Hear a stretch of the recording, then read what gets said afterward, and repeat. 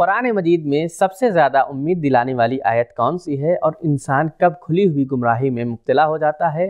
پروردگار عالم انسان کو کب جہنم میں ڈال دیتا ہے؟ ناظرین اکرام السلام علیکم۔ تفسیر نور کے اس پروگرام میں ایک مرتبہ پھر سے آپ سبھی کو خوش آمدید عرض کرتے ہیں۔ آج ہم سورہ نساء کی 3 آیتوں کی تفسیر کے ساتھ آپ کے سامنے حاضر ہوئے ہیں، تو چلیے چلتے ہیں آج کی پہلی آیت کی تفسیر کو جاننے کے لیے اس کے تلاوت اور ترجمے کو سنتے ہیں۔ کتاب انزلناه الیک مبارک لیدبروا آیاته ولیتذکروا بسم اللہ الرحمن الرحیم ومن يشاقق الرسول من بعد ما تبين له الهدى ويتبع غير سبيل المؤمنين نوله ما تولى ونصله جهنم وساءت مصيرا۔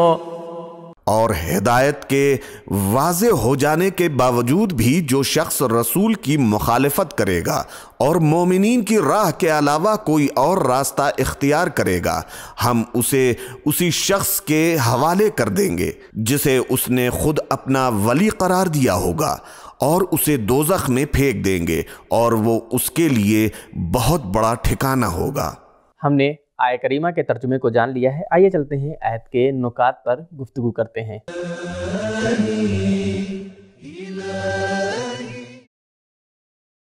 یہ آیت ایسے افراد کے بارے میں ہے جو اسلام اور پیغمبر کی رسالت کو قبول کرنے کے بعد کھلم کھلا آپ صلی اللہ علیہ وآلہ وسلم کے حکم کی مخالفت کرتے ہیں اور اپنے راستے کو عام مسلمانوں کے راستے سے جدا کرتے ہیں۔ مشاقت الرسول یعنی خود کو ایک طرف سے ایک شق قرار دینا اور دوسری طرف سے رسول اکرم صلی اللہ علیہ وآلہ وسلم کو ایک شق قرار دینا، قانون شکنی کرنا اور جانتے بوجھتے ہوئے دشمنی کی بنیاد پر مخالفت کرنا۔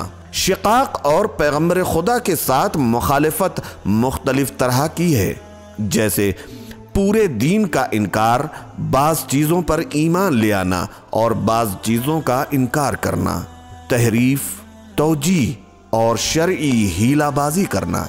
تو یہ تھے آیت کے نکات، آئیے چلتے ہیں آیت کے پیغام پر روشنی ڈالتے ہیں۔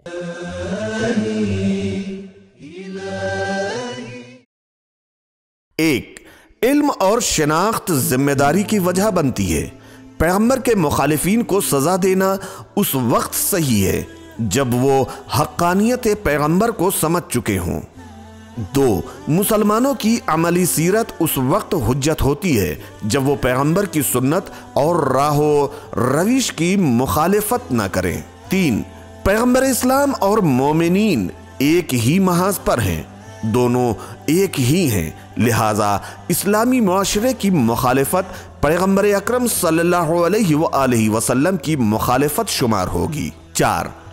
رسول خدا صلی اللہ علیہ وآلہ وسلم کی اطاعت اور ان کے آگے سر تسلیم خم کر دینا واجب ہے، اور آپ صلی اللہ علیہ وآلہ وسلم کی مخالفت حرام ہے۔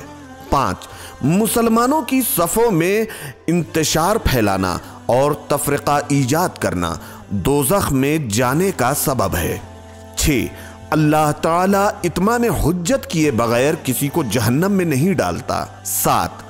ان قاصر اور مستضعف افراد کی بات اور ہے جو حق کی آواز کو نہیں سن سکتے یا سن تو سکتے ہیں لیکن ان میں تشخیص اور پہچان کی صلاحیت نہیں ہوتی، لیکن ان ہٹ دھرم لوگوں کی بات اور ہے جو اپنی ضد پر اڑے رہتے ہیں۔ 8. انسان کے زوال اور تباہی کے اسباب خود اس کے اپنے ہاتھ میں ہے۔ 9.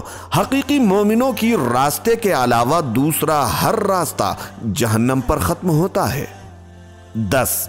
رسول خدا صلی اللہ علیہ وآلہ وسلم اور امت اسلامی کی مخالفت کا نتیجہ یہ ہوتا ہے کہ انسان جہنم میں جھونک دیا جاتا ہے اور اللہ کی ولایت سے نکل کر غیر خدا کی ولایت میں داخل ہو جاتا ہے۔ 11. اللہ تعالیٰ گمراہ لوگوں سے اپنی نعمتیں اور سہولیات نہیں چھینتا، اور جو شخص جس راہ کو انتخاب و اختیار کرتا ہے اسی راہ میں اس کی امداد کرتا ہے۔ تو یہ تھی آیت نمبر 115 کی تفسیر۔ آئیے چلتے ہیں آیت نمبر 116 کی تفسیر کو جاننے کے لیے اس کی تلاوت اور ترجمے کو بغور سنتے ہیں۔ ان اللہ لا یغفر ان یشرک به ویغفر ما دون ذلك لمن یشاء ومن یشرک باللہ فقد ضل ضلالا بعیدا۔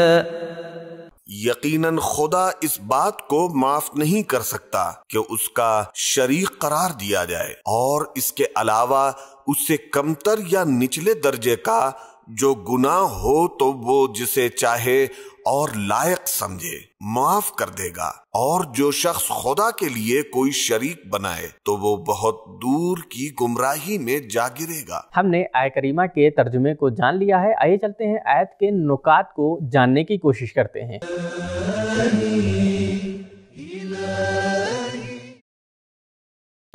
یہ آیت تھوڑے سے فرق کے ساتھ اس سے پہلے اسی سورے کی آیت نمبر 48 میں گزر چکی ہے، چونکہ ہدایت اور تربیت کے مسئلے میں تکرار ضروری ہوتی ہے۔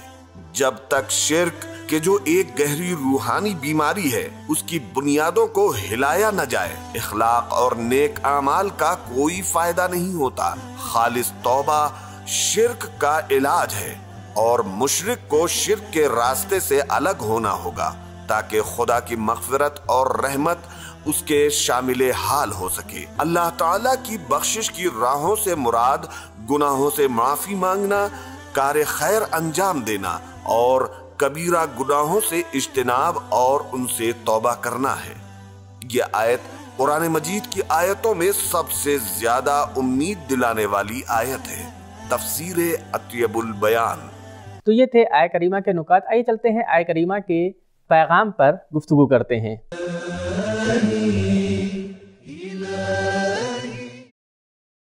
ایک، رسول خدا صلی اللہ علیہ وآلہ وسلم کی مخالفت اور مسلمانوں کے اتحاد کو پارا کرنا، جس کا ذکر پچھلی آیت میں ہوا ہے، ایک طرح سے شرک ہے۔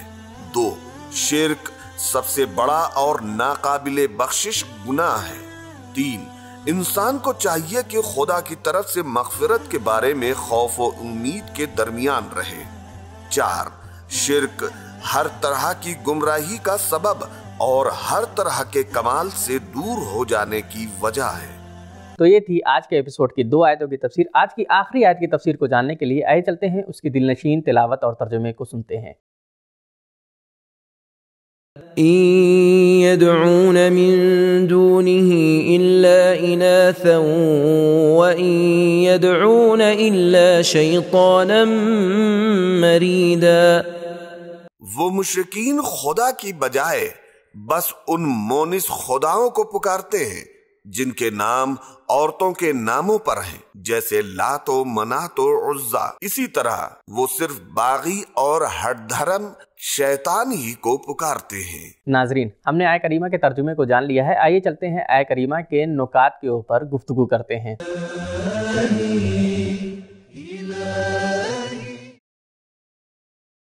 اس سے پہلی آیت میں مشرکین کو ضلالت اور گمراہی میں قرار دیا گیا ہے، اور یہ آیت اس وجہ سے بتا رہی ہے، اور یہ آیت اس کی وجہ بتا رہی ہے کہ چونکہ مشرکین مکہ بتوں کی عبادت کرتے ہیں اور شیطان کی پیروی کرتے ہیں، اس لیے گمراہی اور ضلالت میں ہیں۔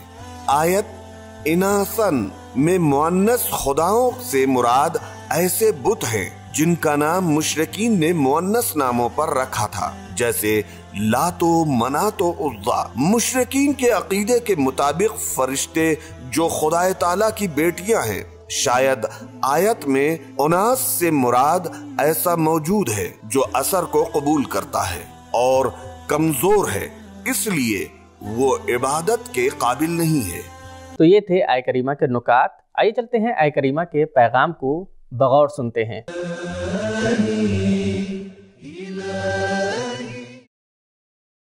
ایک، اللہ کے علاوہ کوئی اور معبود یا کمزور ہے یا سرکش۔ دو، معبود برحق سے فرار کر کے باطل معبودوں اور شیطان کے پاس پناہ لینے کے علاوہ ان کے پاس کوئی حل نہیں ہے۔ 3 گمراہی کے سارے راستے ایک راستے یعنی شیطان کی پیروی پر جا کر ختم ہوتے ہیں۔ 4 خدا تعالیٰ کے علاوہ کسی معبود کی عبادت حقیقت میں شیطان پرستی ہے۔ آج کے ایپیسوڈ میں ہمیں یہ معلوم ہوا کہ شرک سب سے بڑا گناہ ہے۔ شرک کے علاوہ سارے گناہ معاف کیے جا سکتے ہیں مگر یہ کہ بندہ خود معافی طلب کرے۔ یہیں پر ہمارا ایپیسوڈ ختم ہوا۔ ملتے ہیں اگلے ایپیسوڈ میں، تب تک کے لیے شکریہ۔ خدا حافظ۔ سبیل قرآن، قرآنی سماج کی پہچان۔